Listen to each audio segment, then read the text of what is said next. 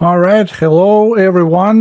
Welcome to Ushanka Show Live, celebrating 116,000 subscribers. Please let me know if sound is okay. I hope we won't be lagging, but my son is playing some video game downstairs, and I'm afraid it can cause some delays. Wi-Fi kind of having a hard time handling a lot of simultaneous programs. So, anyways, we got some people in Germany. Доброго ранку з Дюссельдорфу. Tilmas, hello. Доброго ранку, у нас тут вечір. Nick Adams, hello. Thank you for joining me. So yeah, 116,000. Slightly unexpected bump on my channel.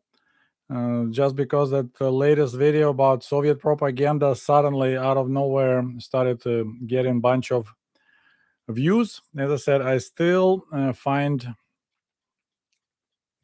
got Quebec, Massachusetts. So people from all over.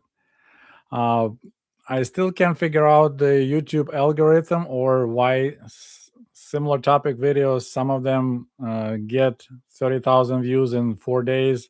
Some of them can't get even 10,000 views in 1 year. So not sure how that works, but anyways, we just continue to do what I do. Looks like people like it. We're slowly climbing towards next. We got our silver button right there for 100,000. I really doubt we're going to reach 101 million, but you never know. All it takes just to have a YouTube start recommending videos. Once they recommend, people start watching. So anyway, so if you guys have any questions, I'll be more than happy to answer. Thank you so much, everyone who joined me last time.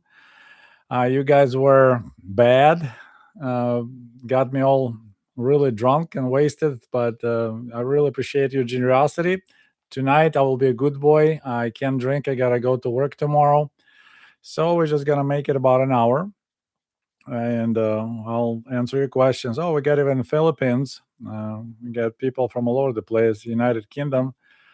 I appreciate you being up that late at night. That's pretty impressive. So 1 o'clock in the morning, maybe, in United Kingdom right now. So once again, if you have any questions, I'll be more than happy to answer.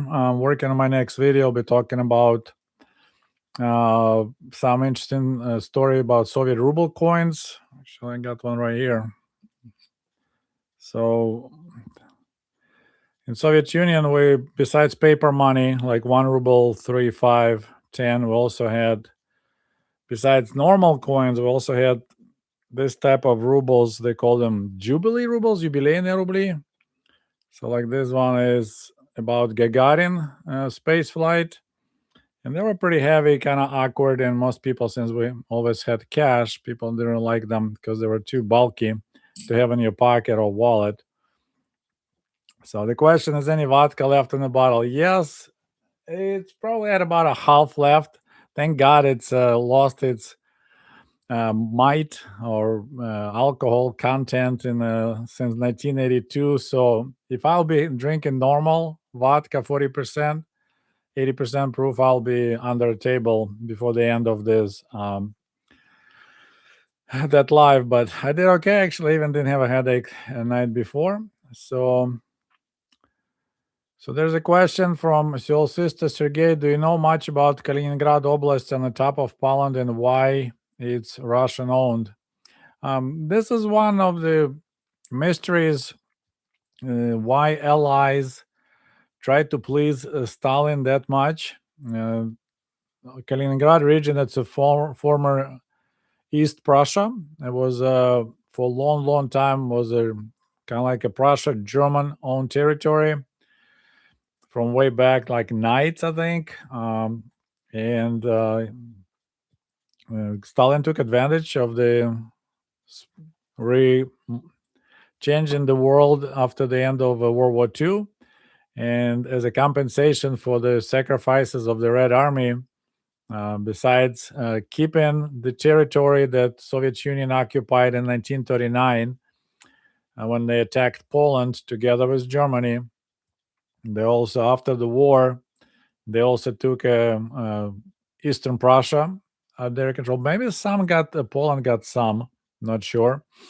But yeah, since then it's became part of Russia, and it's literally, if you look at the map, it looks super weird, right? Because it's like there's a Baltic states, and then there's this separate chunk, Kaliningrad region, and of course Kaliningrad is a former Königsberg, and I believe one day it will be Königsberg again.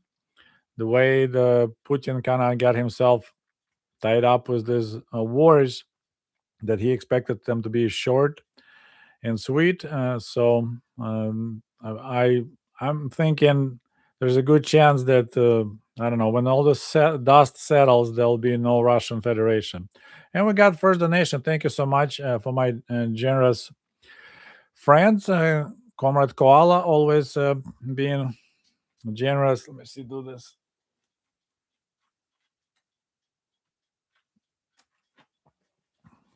Let it rain, right?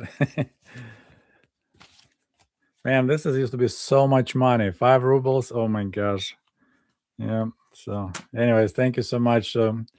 There's a 5 rubles donation from Column. Merry early Christmas from New York City. Tavaris Sergey just left Michigan in the morning after spending the weekend there. Well, too bad. If you were in the Southwest Michigan, you could let me know. I actually managed so far to meet several subscribers, not many. One was interesting. He wanted to buy my book, and he discovered I live in Beer Springs. And after we figure out, actually, his sister is my neighbor in our really close in our neighborhood. So we actually met, and I gave him my book. So that was pretty cool. So yeah, thank you so much. I appreciate your help, and Merry Christmas to you as well. As I said, in the Soviet Union, we didn't celebrate Christmas at all. And that was Russian Orthodox Christmas is after the New Year. So the biggest holiday is the New Year. Otherwise, will be, I think we say Счастливого Рождества или с Рождеством. So thank you so much. And also Steve Torres, thank you so much for your donation. Merry Christmas from Texas. Slava Ukrainskим героям. Героям слава.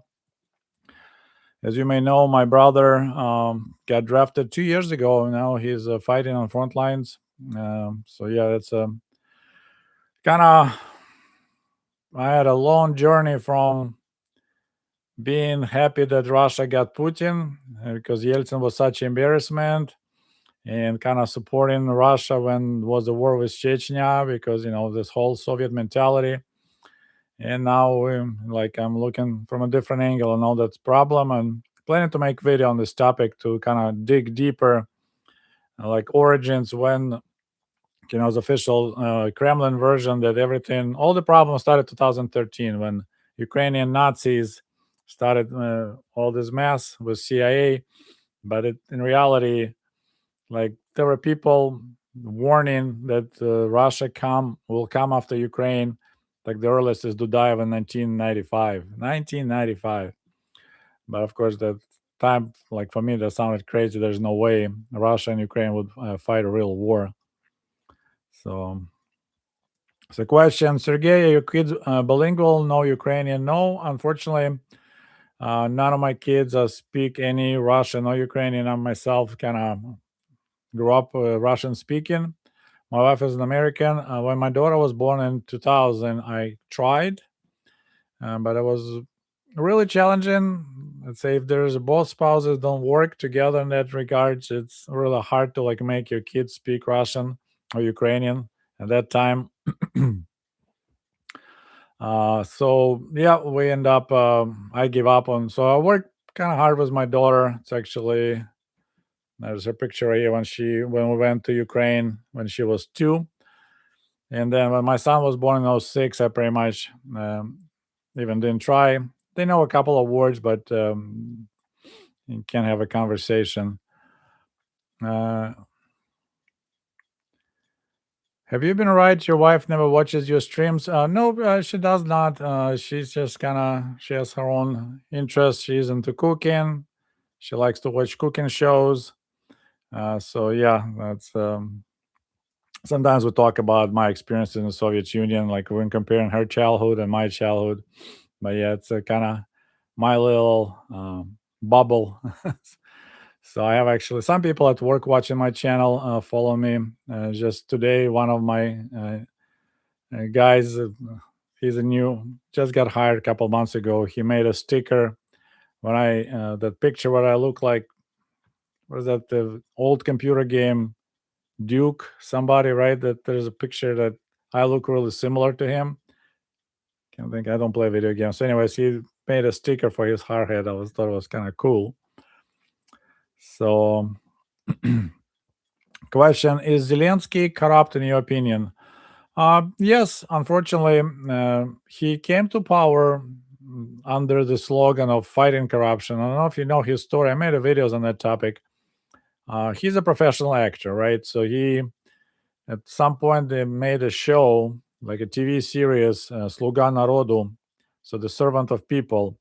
And that's kind of the story how the random teacher became overnight mega popular, went viral on YouTube because he had some angry speech about what he would do.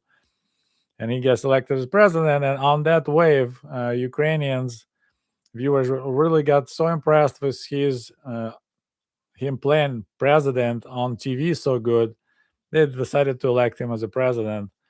So I'm not sure how much he's personally involved, but his original promise to fight corruption was quickly kind of bogged down. We also had, just like Russia, Ukraine had a couple of oligarchs. Well, Russia is bigger and had more resources to steal. Ukraine pretty much doesn't have any resources, but there was some old factories. So we had a couple, can't think of their names right now. Kolomoisky. Oh, there's like 4 guys or 3 guys that basically became billionaires and they were running the show. So unfortunately, his attempts to fight corruption kind of slowed down. And now one of his closest friends, they were running together that TV show, that company making movies. He got, I think he got arrested, but anyways. So yeah, it's unfortunately kind of problem with most post-Soviet countries. Corruption is insane. I mean, it's not as bad as corruption in Russia, because in Russia, his buddies and Putin himself got uh, exposed all the time, and no one gets fired. They all keep on stealing, at least in Ukraine. So there's a little hope, because the guy Yermak, I believe, he left government because of the accusations, and another guy, he managed to escape the country. So uh, so there's a hope, right? So at least when the people get punished and they get removed from power, it's different when, like in Russia, everyone knows about it and it just stays the same. Question about coke addict. I You definitely watch a lot of Russian TV. I know there's a lot of coke addicts in the Kremlin. Possibility. I neither can confirm nor deny allegations. I don't watch that part. I was originally, even when Zelensky was elected, I was pretty skeptical. I made a video about it a long time ago that when people get elected because they did a good job of playing the role of president, I don't know, but he turned out to be surprised me a lot. I mean, a lot of what he does, you could tell he's a professional actor. He started working out, he stopped shaving, he's wearing, specific outfits, not like a standard suit, which just pissed off Trump a while back. So that's a part of his kind of image, but it works. It's you need to be a good actor to be a good president, because it's just, you need to show that you care and all that stuff, and a lot of times it's about people you don't know. So anyways, but yeah, he did good so far. I mean, could be better, sure, but he was one of those that he didn't believe to the last second that Russia gonna attack Ukraine, for real. There were people warning. Biden was telling that, and Zelensky that. No way. So that's disappointing, but it is what it is. But it's Ukraine is just, there's not enough money. It's more visible corruption, because United States has plenty of corruption. It's just that done more professionally. There, it's just, I don't know if you follow that story. it's literally like bad. You basically have a company that runs Ukrainian nuclear plants, and they use company services, other companies, and they of course have to pay for services. Well, because of the war, they have a law now that this it's a company, right? Government owned company, so they can refuse to pay you because it's right now it's a wartime. It's almost like they created this law specifically to make this make the way to milk people out of contractors. And then basically this guy just set up a separate entity right in Kyiv. And if you want to get paid for your services you provided to Atom, you go to those guys and make deal with them, and they'll take 10% cut. So if you provide, $1 million worth of equipment or services to some nuclear plant, they will take 10%, and then the company will pay you. Otherwise, they won't pay you. So that's pretty blatant kind of. Yeah, it's pretty ugly. So yeah, that's just set up office, and that's basically we're doing nothing, selling pretty much access to your own payments. So I'm glad it's got exposed.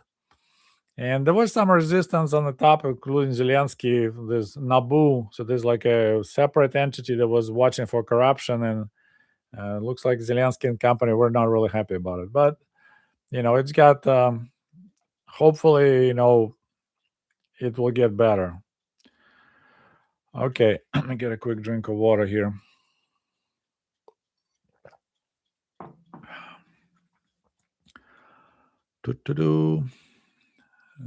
Corruption. Okay, so there's a question. Привет, can you make a video explaining how to write in Cyrillic and Cyrillic script?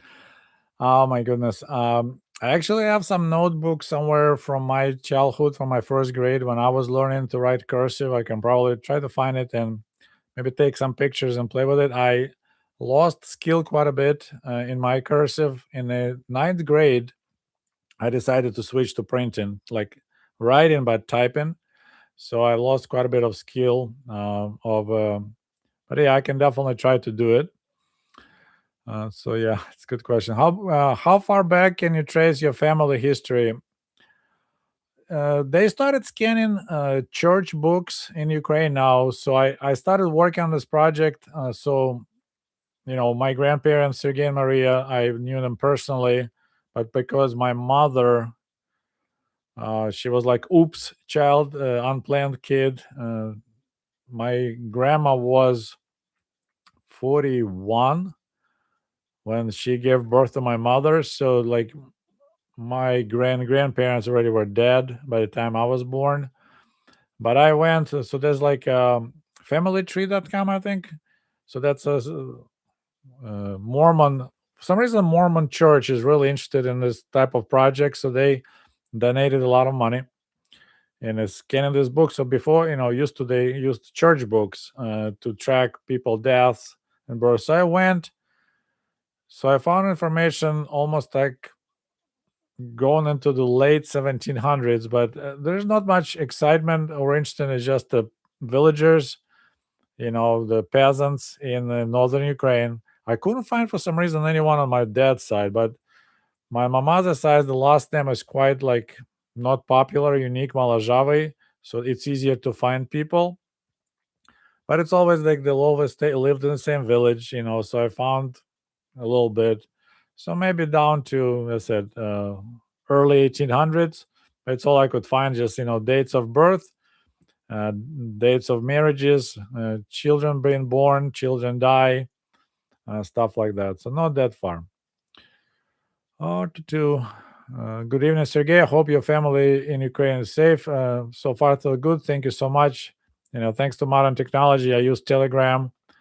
Stay in touch with my brother, who I said is right now fighting, and my mom she's in Kyiv, and they constantly lose power in Kyiv because Putin right now really started hitting energy infrastructure. So they're doing okay. I help my mom. I pay for apartment because basically, well, it's a 3-room apartment, so it's a big apartment, and with her pension is about $110 a month, in local currency, and that's about what the payment for an apartment is. And like apartment is paid off, but utilities is so expensive that she really couldn't afford it.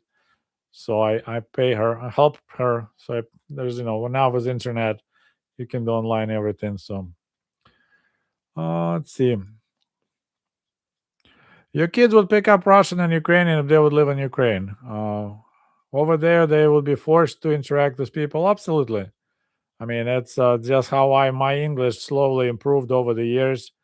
It's basically like, the way I see it, you toss a rock in the river, and just the flow of the river will make the rock smooth.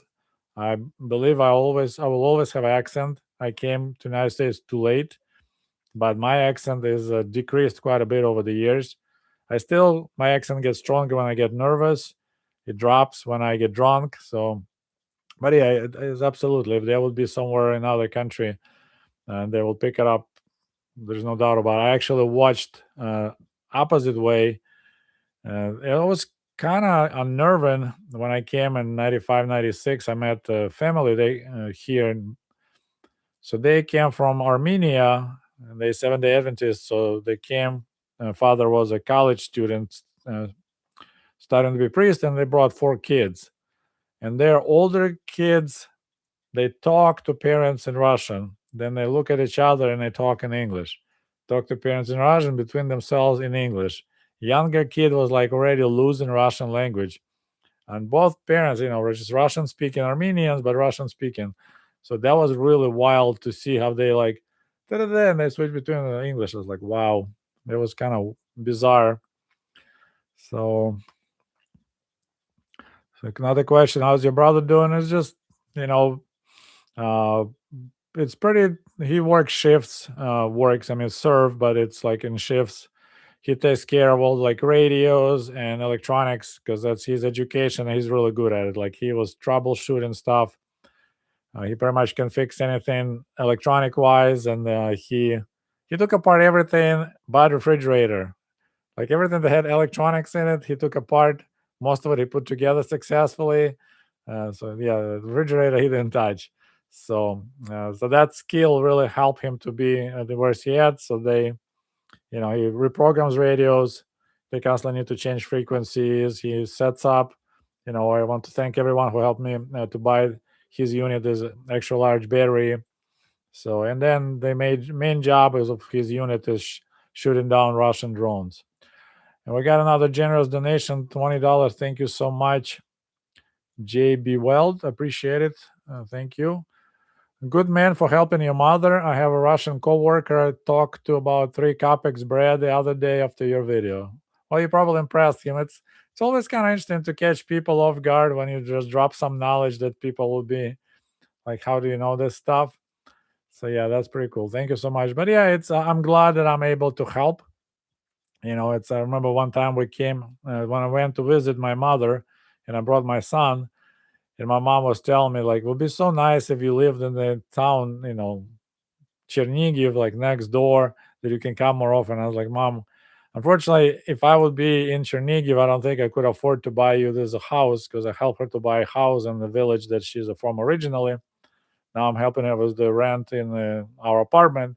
I was like, I can do it, unfortunately, because I'm in the United States. Another donation in Canadian maple leaves. One time when I used to sell on eBay quite a bit, there was some guy trying to work me on the price. Yes, Canadians, they like to deal. And I told him, this is my final price, and but I will take United States dollars. I don't take maple leaves. And for some reason, he thought it was so funny. Question: Sergey displays a picture of any Soviet leader in his house. Well, yeah, I do right now. Actually, it's not a picture, but look at this. This is the whole shebang. It's before the war. Actually, ordered from Moscow. Every single picture is Comrade Lenin. So this is our Soviet Jesus, and this guy was making this kind of cool frames with a collection, all kind of badges, and of course, this young pioneer badge. That's a young Oktyabryonak badge. So yeah, the whole package here, Comrade Lenin. But I have portraits of like Chernenko and Brezhnev when they died. But yeah, it's that's what I got right there. So thank you so much, Andre. Always being supportive of this channel. Okay, we're moving along. 54 people watching, 38 likes. Thank you so much. I don't know if we can get 200 viewers. Once again, today is a Gorbachev style live, no alcohol. We got let's say Gorbachev is one of the things he pissed a lot of people off is by fighting excessive drinking. There was like hard to purchase alcohol when he was president, and a lot of people were not happy about it. So let's see, moving along. Let's see what else we got here.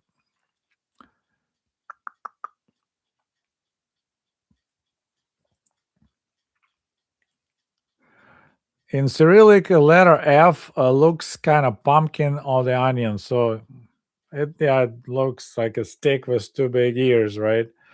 Some Cyrillic letters are funny. Like one of the most impressive Russian letters and Ukrainian letters is ch, right?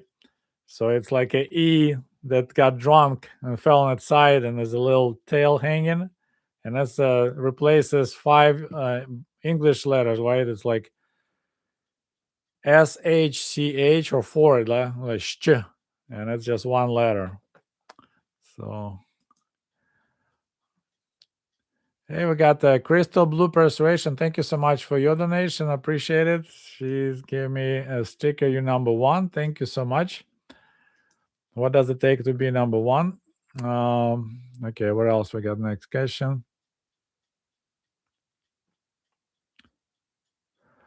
I don't know if anyone ever mentioned this before, but I would personally say there was less corruption in the Soviet Union compared to right now. The problem was corruption in the Soviet Union. This is just show how hopeless was the socialist experiment. Like I understand corruption in the United States or modern day Ukraine, Russia, because you can get fancy cars, Lamborghinis, Rolls Royces. You can have private jets, boats, houses in Italy. Putin has a weak spot for expensive watches. So in the United States, same thing. So there's a giant market for people who got rich. Usually, if you got rich, like working hard, you don't piss money away on the stupid crap like that. So I kind of understand, you stealing money, for just one signature on some kind of document or law, somebody will give you $1 million cash. But there's a way to enjoy that money.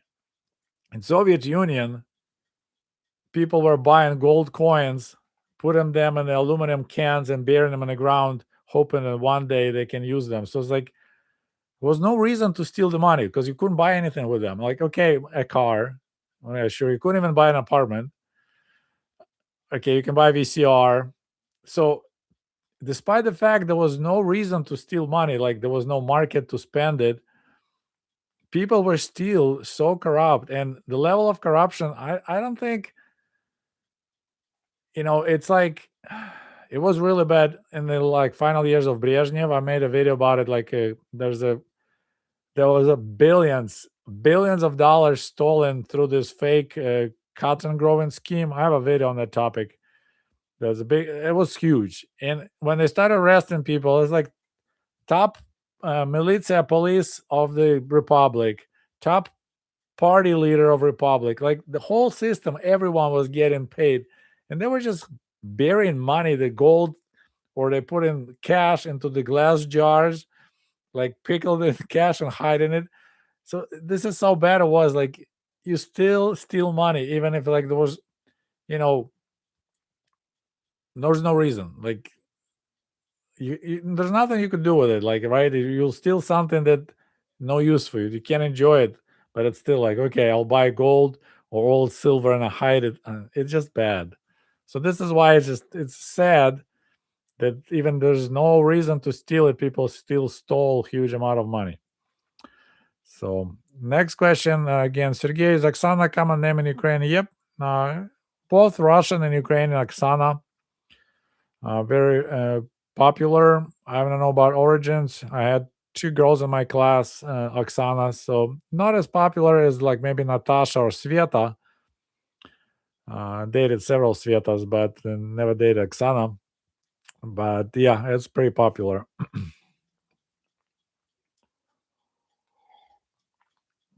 Oh, it's an interesting comment. I was a Mormon. They're obsessed with family history, so they can baptize you when you die. Oh, that's right. I heard that. Um, I was my one of his coworkers a while back was a Mormon. He actually even was like a local bishop. That was funny guy. It was interesting.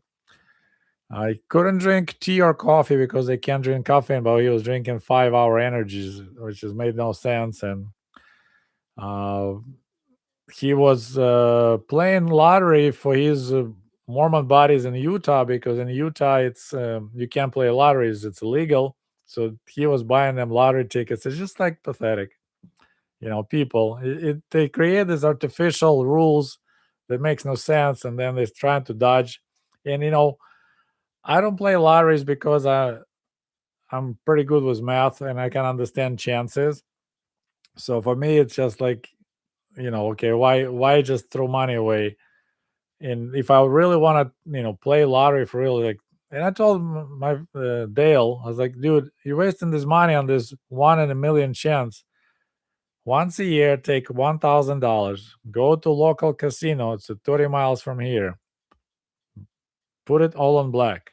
You have almost 50% chance you're gonna win. 50% versus 1 in a million. Or if you're feeling frisky, put on a number, then you have 1 in 36 chances to win, not 1 in a million.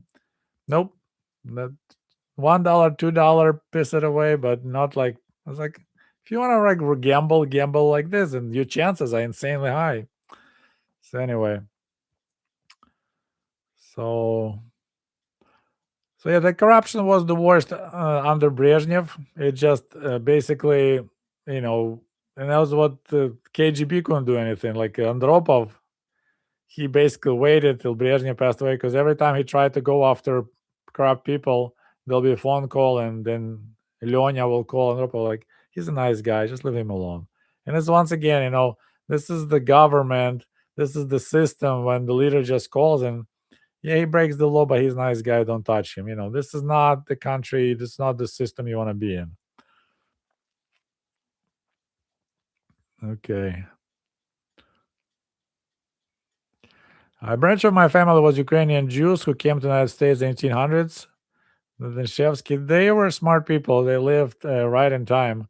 It's actually, it's interesting. Like, I don't know how many of you guys did DNA testing, to see like what their roots from.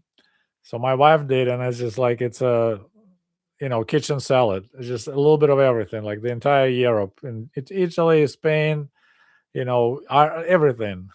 And then I did my DNA, and I was so basic. It was even like not funny. It was a 98% Eastern European, 2% Jew. That's it. I was like, well, that's kind of boring. So I told my mom, she's like, yeah, that's from your dad. 2% Jew is from your dad. He's from Zhytomyr region, which is Berdych was like was called, I believe, the Jewish capital of Russia, Tsar Russia. It was like 98% Jewish population in that town, and it was not far away where my late father used to live. Okay, moving along. Question: did the Soviet Union have Santa Claus? Did you get presents? We didn't have Santa Claus. We had Grandpa Frost, Ded Moroz. I made a video about it. The biggest holiday was New Year, not Christmas. And no, I never got a single present all my life. My family, we just didn't do New Year presents, so we still had a Christmas tree. But I don't know, it's just my family didn't have that tradition. I'm not sure about other Soviet families, but I grew up, never had a present for the New Year. And I think I got a couple of birthday presents only like when I was 15, 16, kind of that age. Before that, like I was always in the village, and my grandparents, that was the last thing on their mind to celebrate my birthday when they had pigs to take care of and chickens and cows, and there's a grandkid they had to watch. I honestly, I'm like so thankful. Rest in peace, Grandpa Sergey and Grandma Maria. They watched me from I was like a baby. I learned to walk in the village every summer for 3 months. I don't know how they did it. I have a grandkid coming for one day, and I was like, holy cow, that's a lot of work. But of course, I wasn't like, Grandpa, let's go play hide and seek. Grandpa, let's go this. It's like, Grandpa, like, hey, tomorrow we're going to make moonshine. You're going to help. So I'll be in charge of filling with my finger, see when the water is getting warm and bringing cold water to, so heat exchanger works properly. So I got great memories, but my gosh. So yeah, no Santa, just Grandpa Frost and New Year celebration. Some kids got presents, not me. And now I believe it's all commercialized, so they have Christmas and Christmas presents. So now it's a Christmas and a New Year. We had Christmas, but it was a strictly religious holiday after the New Year. I believe like at the 5th of January. But I was strictly religious. People went to church and they did their Jesus thing, walking around the church, singing in the midnight, stuff like that.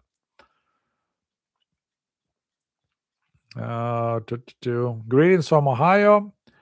Did you follow sports like baseball or American style football? No, I still actually confuse home runs with touchdowns. Uh, Baseball is just, I don't know. I find it super boring to watch. In American style football, I like watching movies. Okay, all right. I like to watch movies about American sports. Like there was one movie about baseball about the first black baseball player. I enjoyed it greatly. There's a movie with Marky Mark, Wahlberg guy about football. I loved it a lot about Eagles. So like I like to watch movies about American sports, like this cool stories. But watching sports, have I don't watch any sports really. I like to do sports like biking, running, doing weights. But I don't watch any sports at all. I cheer for Michigan teams, but otherwise, no, I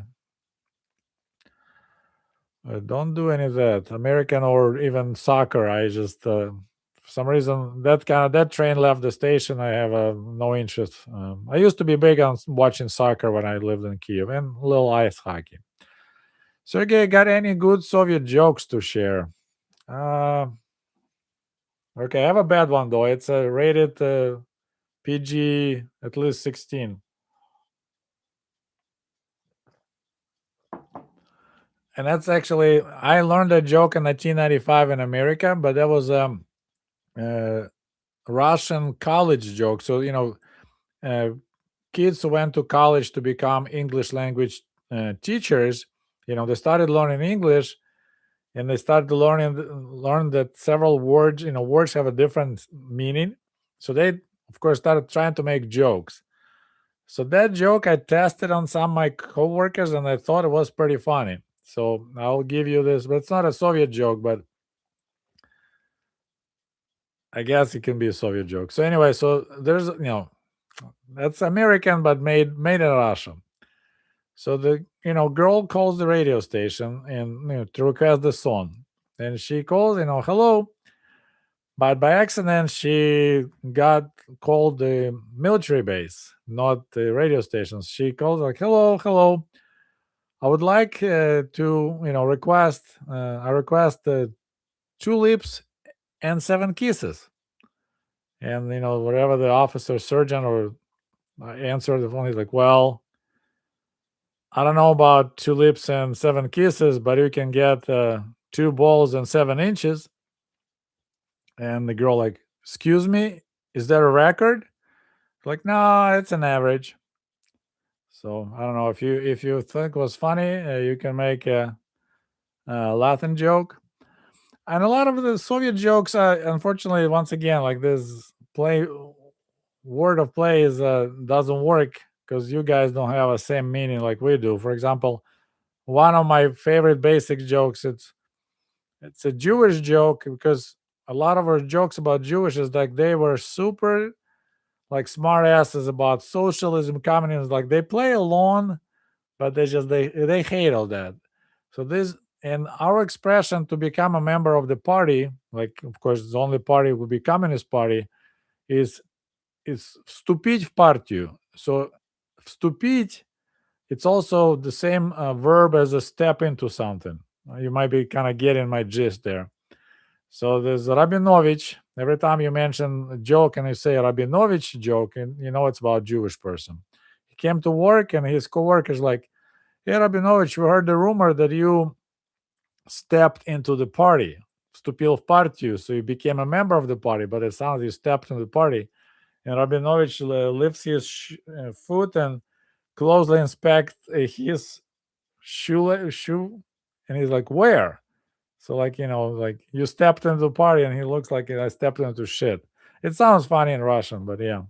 If I'll come up with another one, we'll produce. We got about 20 minutes left. Thank you again for joining tonight, celebrating 116,000 subscribers on Ushanka Show. Oh, let's see,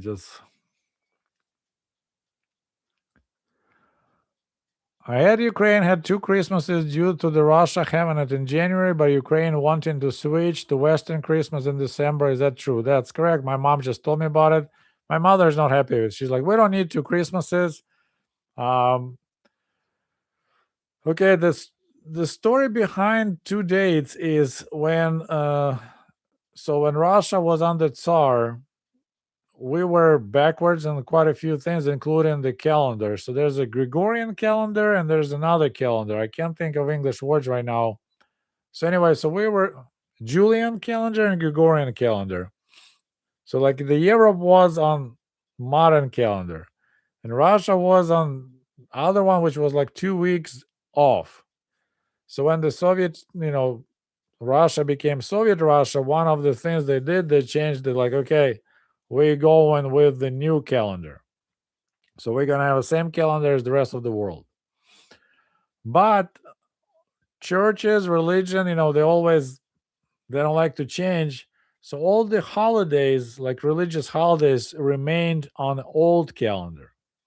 So we had this bizarre situation, is like we had 2 New Years. One will be, December 31st to January 1st, new style. So that's a new year. And then 2 weeks later or something, or 12 days later, there'll be old New Year. So that's already New Year according to the old calendar. Similarly, you probably all heard about October Revolution, right? That's when the Bolsheviks took power in 1917. But we celebrated October Revolution on November 7th, because old calendar revolution happened in October, but according to the new calendar, Gregoriansky calendar, I think it happened in November 7th. So this is what this goofiness going on. So they're trying to move Christmas to like European calendar, away from the traditional Russian church calendar, and that's what I think some Ukrainians not happy about it. But it's all those old habits that's hard to break. And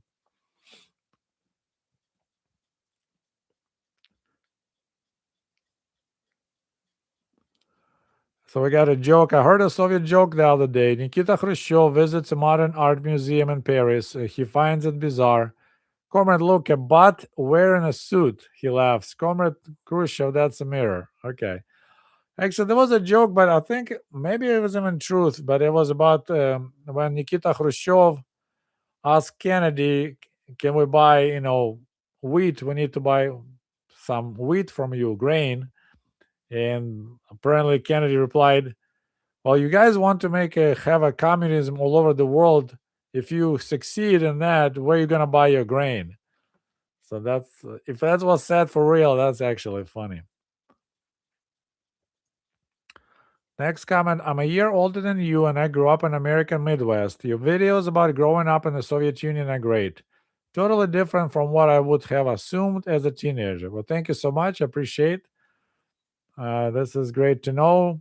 As I said, it's just I'm fortunate, I have a decent memory, so I remember a lot of stuff from way back. I still remember things with my grandpa that happened when I was like 5 or 6. I don't remember what happened months ago, but I'm happy to share those stories. There's a comment. I have one of the medals the Soviet government gave to the Chernobyl liquidators. That's pretty cool. Although you need to be careful. Right now, China makes all kind of copies of all the Soviet era awards. So, all right, we got again. Crystal Bloopers Ration said, "Hi everyone, I'm joining late, and there's your donation. Thank you so much." Oh,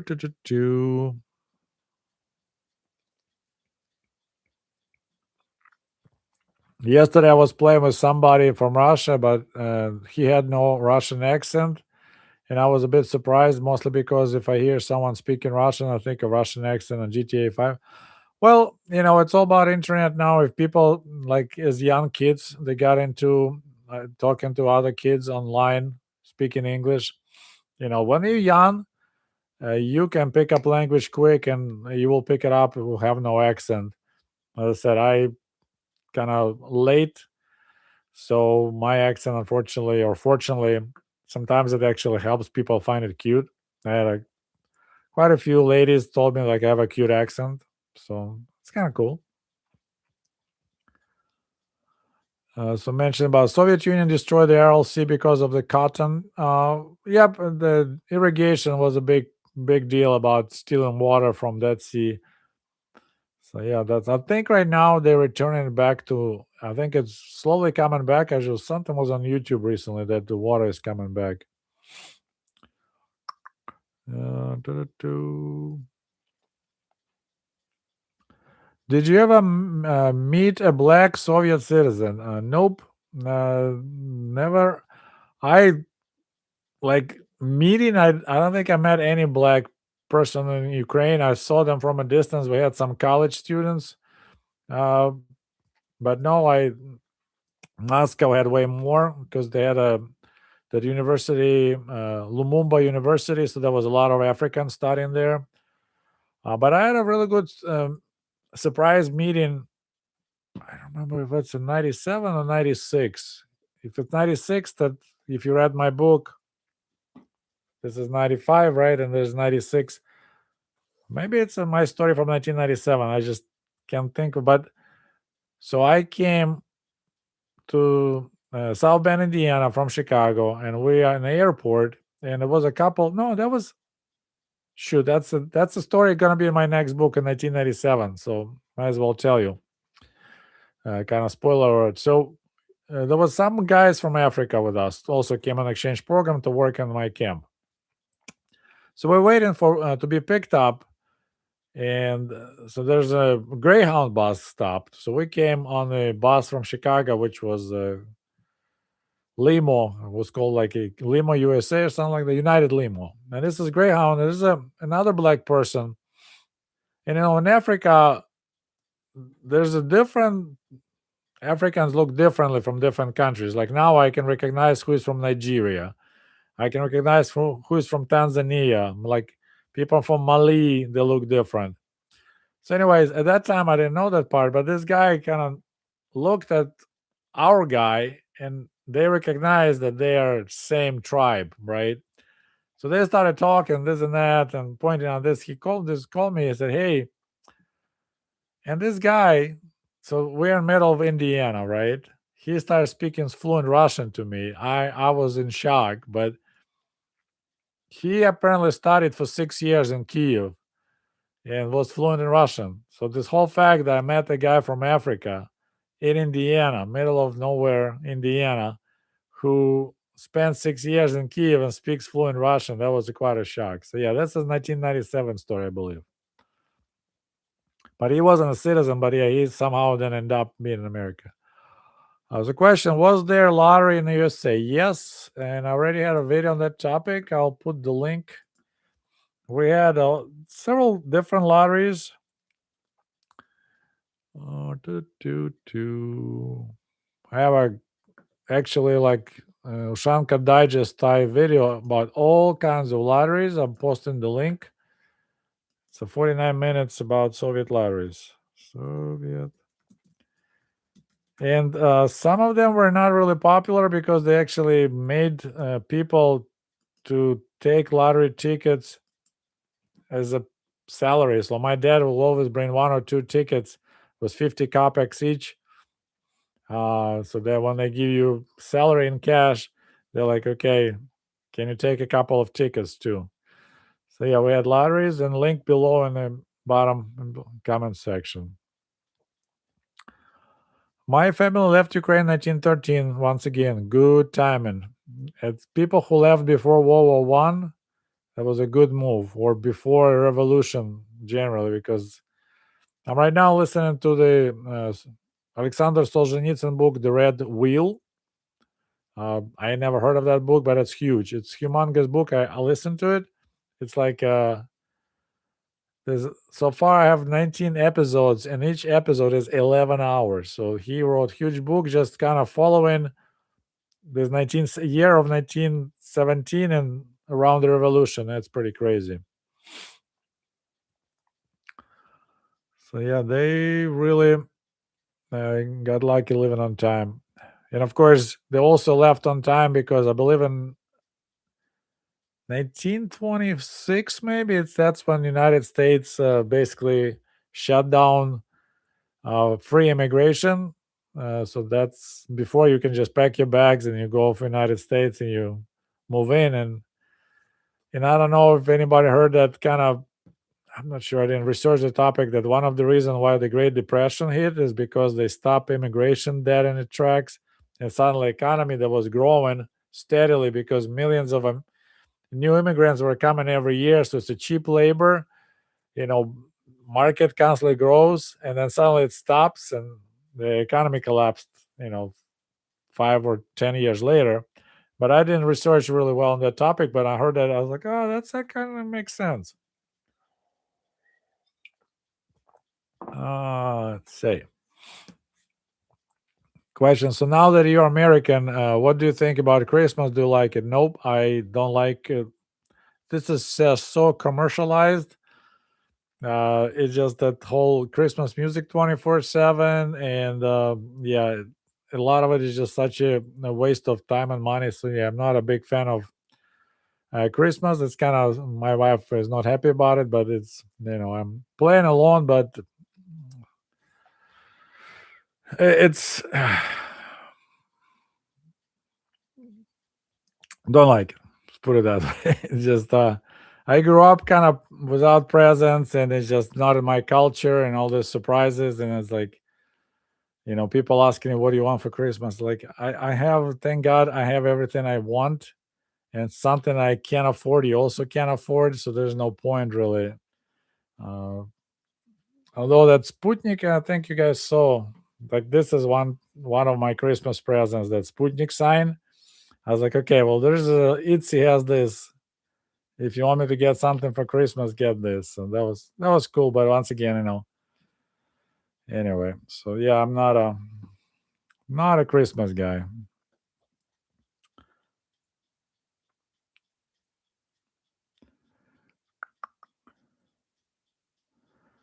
So there's a comment. I saw the video. U.S. guy recently went on a trip to Moscow and basically was safe, just Texas security. You need to be really careful, because if you are not just a regular American, but somebody that Putin can use as the hostage to trade for wherever he spies, or somebody else who's in prison in the West, they will arrest you. There was many cases like that basketball girl, and some other ones get just snatched up and then traded. So I won't go to Russia right now. This is, I think, pretty dangerous. So once again, question about lotteries. Yes, we don't have raffles, but the main prize for this 50 kopeck lottery was a Volga car.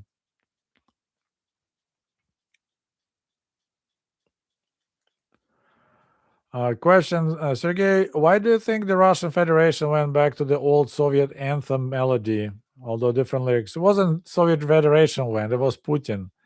So one of the first things he did when he became a president, he went back to the Soviet anthem, just different lyrics, because it's now Russia, not Soviet Union. And by the way, I used to have a subscriber in Russia, and he said, when Putin did that, I realized it's time to pack bags and leave the country, because it's going downhill. It's going back to Soviet Union. And like, he was so right. I was like, you're funny. But yeah, it was Putin. It was one of his first decisions when he became president. He just couldn't stand. I mean, Soviet anthem is kind of good. I don't remember what was the new Russian one, but Soviet anthem, they made a good melody. Of course, they had to change words. That's a good story about it because it was an original one original Soviet anthem was International, international till 1943, and I still need to look more into it. Why in 1943, in the middle of the war, Stalin like, oh, we're gonna change anthem, and they have a new one. But of course, it was there. But Comrade Stalin was mentioned several times because he father of the nation, and then Khrushchev basically like, yeah, let's just stop singing the text and just have a tune. So for several years it was just the music, no words. And I believe it's under Brezhnev they changed the wording again and they removed to Stalin, and then we had that one. So it's changed over the years, but yeah, just I guess Putin didn't like new Russian anthem either. He just has a weak spot for a lot of Soviet stuff. Question: did your grandfather get any medals during the war, and do you still have them? Uh, if you don't have, can you pay for services to get scans of the documents? Um, both of my grandparents, they really didn't have impressive military history. They both ended up being POWs, and POWs didn't get medals in the Soviet Union. The only medals they got was their Brezhnev era medals. When Brezhnev loved medals and he loved giving medals, he loved accepting medals. So when it was, so let's see, in 1975, so there was 30 years since the victory in Great Patriotic War. Anyone who was part of that veteran got a medal. So I don't know about my grandpa Trofim on the father's side, but so my grandpa had two medals, and both were just for participation in the war. One was just like a veteran medal, and one was for the 30 years since victory. I don't know what happened to those medals. I mean, they have really little value because, as I said, they were given away by millions. I'm not sure if my cousins got them or they just got lost, but there's nothing like real medal. It was just anniversary medals many years later. We got this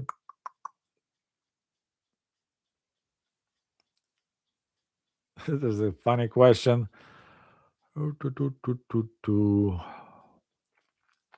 Hold on, sorry, I lost here the track. Talk about Christmas, about lyrics. The question, Sergey, did your parents win an award for giving you the most Soviet name ever?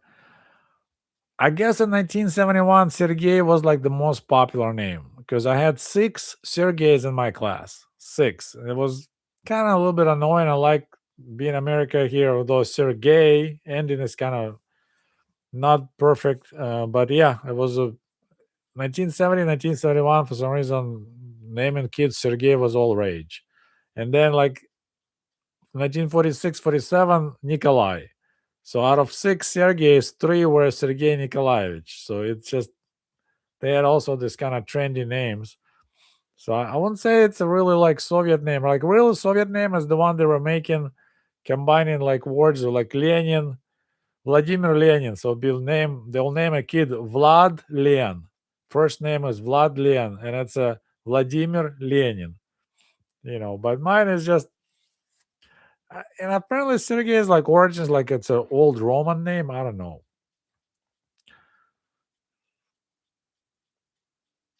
The comment, the channel is really growing since I first came long ago. Well, 10 years. I mean, it's impressive to have a silver button, but it took literally 9 years, so it's quite a bit of time. But my channel it's like a really narrow niche. I don't cover this hot topic news, and there's not there's quite a few people that like this topic, like to learn, and of course, a lot of younger kids they want Soviet style, fairy tales about amazing life in the Soviet Union, I piss them off. And then there's some hardcore right wingers that want to hear that there was a total hell, so they don't like my channel. So, but yeah, I enjoyed doing it, share my memories and my recollections, and at least 116,000 people decided it's worth it to subscribe.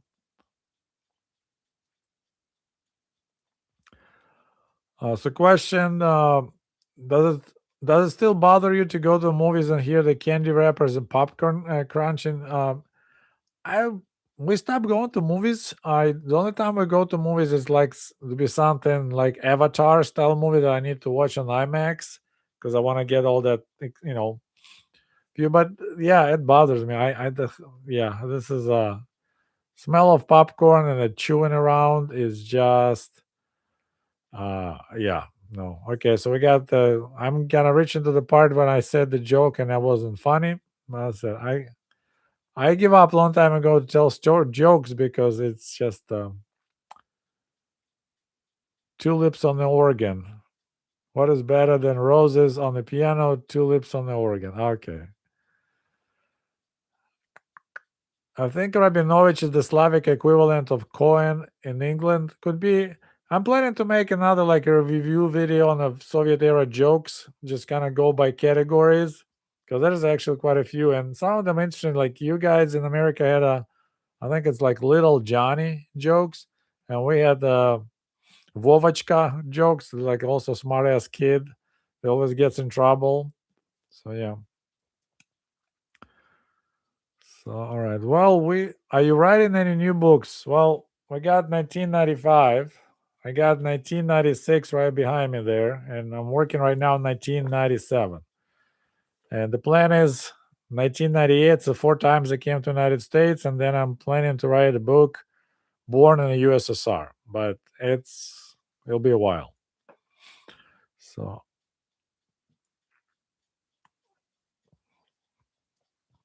and see question: are you still a volunteer firefighter? I'm not a volunteer. My job is I'm required to be also a firefighter, so it's a part of the job.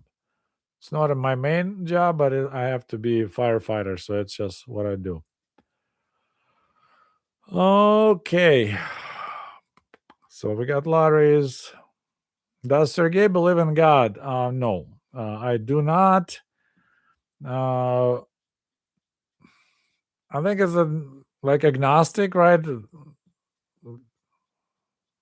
I don't subscribe this whole Bible story and all that stuff. And when you die, just like switch gets off, turns off, and you're done. So that's kind of my understanding.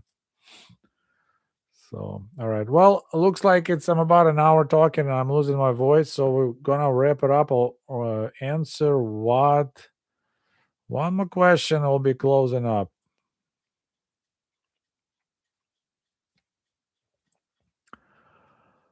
Sergey, have you ever handled a real AK-47 assault rifle? Yes, I did once in my life when I was in the 10th grade, so high school, last year of the high school. We had initial military training, like boys and girls, and was part of it, learning how to march. So they prepped you for the military service because it's we had draft. And then we went, boys. I don't remember the girls, but boys went to the shooting range, and everyone had 10 shots out of AK-47s. The first and last time I did it. But yeah, we had to dress like have a khaki style shirt, button up, and we had a military retired officer having these classes in VP. So, and then part of it was taking apart AK-47, putting it together. And I have a video on that topic about military training. So, all right, guys. Well, once again, thank you so much for joining tonight. Said I'm working on my next video. Hopefully, it will be out probably right after Christmas. So, thank you again for joining. It was fun as always. Appreciate everyone who threw money at me. I greatly appreciate that. Bribes are nice. This is kind of innocent form of corruption here on YouTube. So, anyway. everyone who enjoys Christmas, enjoy Christmas. I hope you'll get presents that you really wanted. I'll check my mailbox. It's a PO Box 96 here in Bering Springs, but I didn't ask for any presents. But anyways, I always like to get like one of my subscribers, Eric from Oregon, sends me Soviet stamps, and he always puts this really cool. Let's see where I got here. Anyway, so this is my Ushanka Show, PO Box 96, Bering Springs. So yeah, if you have something Soviet you don't need anymore, I said I get presents like this one right here. One of my subscribers used to be in military in Scotland, and he picked up this Russian Soviet era magazine Pravda, the truth in English language. So I'm planning to make videos on this. There's some good articles here too. So anyway, I enjoy your presents too. So don't need to be Christmas. So anyway, thank you so much again, and we'll talk to you soon. До побачення. Goodbye.